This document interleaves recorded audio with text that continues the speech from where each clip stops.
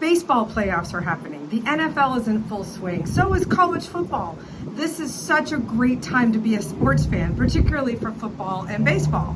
What I find interesting is that these elite athletes have doubled down on the things that have made them successful.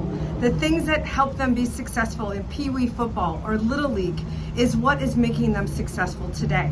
We've talked about that in a changing market, you have to double down, sometimes triple down, on the things that got you successful from the beginning. And I hear people complain, oh, I don't want to go back to doing those things. Guess what? That's what the professionals do. The professionals get better and better at those simple things that made you successful when you first got started. What discipline did you abandon when you started and you became successful in your business and said, I don't have to do that anymore? Maybe that's the one thing you need to get back to today and double down on those efforts and have some fun.